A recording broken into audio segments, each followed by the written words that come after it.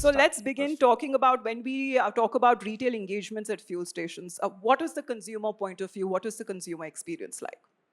So if you see the consumer point of view, I would like to put in two buckets. One, what I am saying is the customer who has time and a customer who doesn't have time.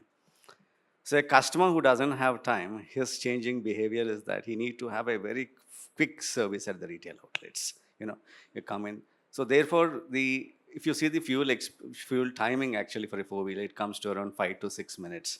So how are we going to make it easier for him, more convenient to him? And this 5 or 6 minutes is what is the extra value proposition that we are going to the customer. So this is how it is going to be there. Now there's a second set of the things like who has got time. Okay, for example, somebody is traveling on a highway and want to stop at a petrol pump, you definitely have some time. Now he looks for something different. He looks for something, what to catch up, how to take care of his vehicle, how to take care of his and if there are more travelers along with him, how to use the clean washrooms. So there are many certain other points which the customer behavior is changing. So when we talk about fuel stations, of course, it's a variety that we have often seen and experienced if one may have traveled abroad. Are you trying to get that similar kind of experience here in India as well? The answer is yes and no both, in the sense that if we are talking about the way the highways travel is increasing, the road convenience is increasing. For example, if you say earlier you have to go to Nagpur, and now you can even reach in 7 to 10 hours or something, maybe lesser than that. So from that point of view, the whatever is the amenities that are there on the highways will be similar to that of the advanced Western countries or something. And then from the other point of view, for example, if we go to the more the urban markets and all. So here we have got so much less delivery period of time. The focus of those customers, so those type of needs are not there. You have so many grocery mom and pop stores here. So those the difference will be there. So that's on the point of view on a highways, it's coming more or less similar in that station. But when we talk about the future, sir, in the coming 5 years, how future ready are you? So future readiness in the sense is that the whole experience, what the customer looks, is going to be totally different. So can we have some, these coffee shops or happy shops where we can provide, venture into the own branded shops, what we are going to put, what is that new products we can going to add, and how is that we can make the retail, the whole, we have got the wayside amenities, what more can be added, can we add more and more vehicles care, and then you have having been there, having added the retail shops can be added. And then when you're traveling there, how does a customer who's going for, say for example, you go to Delhi to Amritsar or Katra, so you require a stop somewhere. So it is possible for us to have a small motels there for you to stay. Otherwise, you have to go down the highways and go to some city and come back, which will again increases, travel time an hour or so. So is there a scope of any digital transformation that also seems to be happening in the system? Yeah, that's what I said. No? The whole digital system is that even some things like, say, number plate recognition, right? How do we recognize the customers? So we have the HPCL app, which has already got so many users. So we are enabling that, and through that solution also we are offering him, the loyalty points plus the cross selling of these things, new partners, interest. So all these type of the digital interventions, whichever is retail, so is being done, and the more and more as it comes, we are using this data also.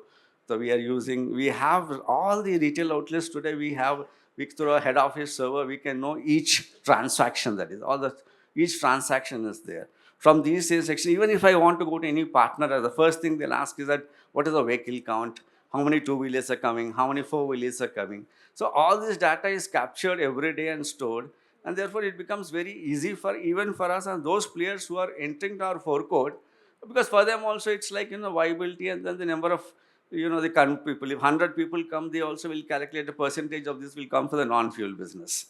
So the whole thing is that this data is where, and then as we go in more, we can connect it, and then we have got the LPG customer base, and then find out what he needs, and then put up more and more at the retail outlets. So you mentioned EVs, sir. Now, when we speak of EV adoption, do you feel that there is also transformation happening in that field?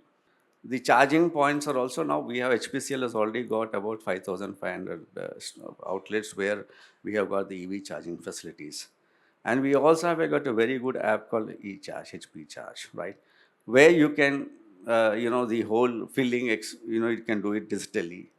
So here the whole proposition is that the dwell time there at the retail outlets, with whatever is the normal time you require for a traditional fuel, will be lesser, and for the EV certainly it will be more. So we will be also, now we also have got some battery swapping stations.